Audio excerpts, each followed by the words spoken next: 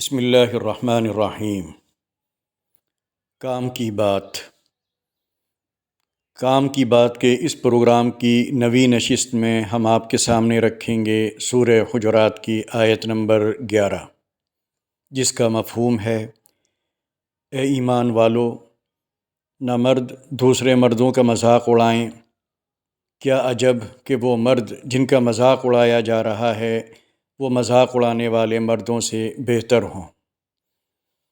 اسی طرح نہ عورتیں دوسری عورتوں کا مذاق اڑائیں، کیونکہ ممکن ہے کہ وہ عورتیں جن کا مذاق اڑایا جا رہا ہے وہ ان عورتوں سے بہتر ہوں جو ان کا مذاق اڑا رہی ہیں۔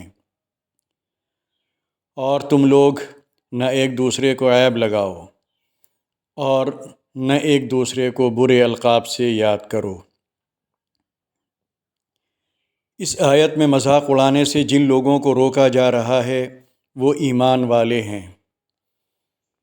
اب اگر وہ ایمان کے ساتھ دین کا علم بھی رکھتے ہیں اور دینی علوم یعنی قرآن و حدیث میں اختصاص کا دعویٰ بھی کرتے ہیں تو اس عمل سے بچنا ان کے لیے اور ضروری ہو جاتا ہے۔ مذاق اڑانے والے کا معاملہ بھی ویسا ہی ہے جیسا کہ غیبت کرنے والے کا۔ غیبت کرنے والے سے اگر آپ کہیں کہ تم غیبت کر رہے ہو تو وہ یہی جواب دیتا ہے کہ بھائی میں تو حقیقت بیان کر رہا ہوں۔ اسی طرح مذاق اڑانے والے سے اگر آپ یہ کہیں کہ تم کیوں کسی کا مذاق اڑا رہے ہو تو وہ یہی جواب دیتا ہے کہ جناب جو ہے وہی تو بیان کر رہا ہوں۔ مذاق اڑانے والا ایک ہی وقت میں دو بڑے گناہوں کا مرتکب ہوتا ہے: اپنے لیے گھمنڈ اور تکبر کا، اور دوسرے کے لیے تحقیر اور تذلیل کا۔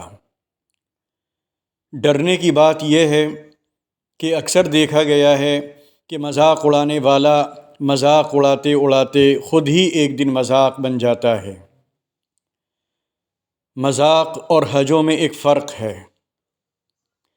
حجوں میں صرف زبان یا قلم کا استعمال ہوتا ہے، اور مذاق اڑانے میں مذاق اڑانے والے کا اسٹائل بھی شامل ہو جاتا ہے، اس لیے اس کی قباحت اور بڑھ جاتی ہے۔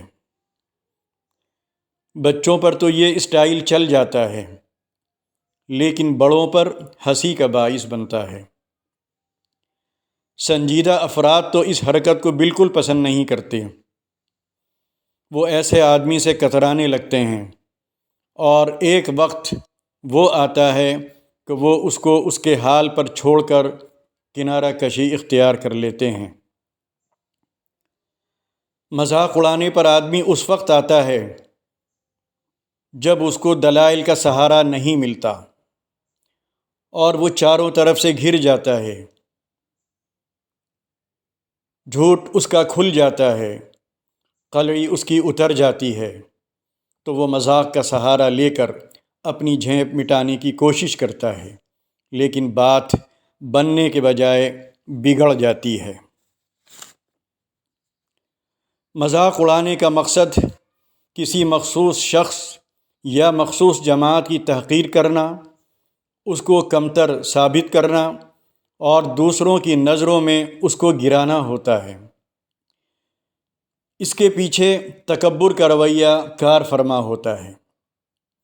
چنانچہ مذاق اڑانے کا نتیجہ اس شخص یا اس جماعت کی دل آزاری اور ایذا رسانی کی شکل میں نکلتا ہے، جبکہ ایک مسلمان کی تعریف یہ کی گئی ہے کہ اس کی زبان اور اس کے ہاتھ سے کسی دوسرے مسلمان کو تکلیف نہ پہنچے۔ آئیے دعا کریں کہ اللہ تعالیٰ اس مرض سے ہم سب کی حفاظت فرمائے اور اپنے کو دوسروں سے برتر نہیں کمتر سمجھنے کی توفیق عطا فرمائے۔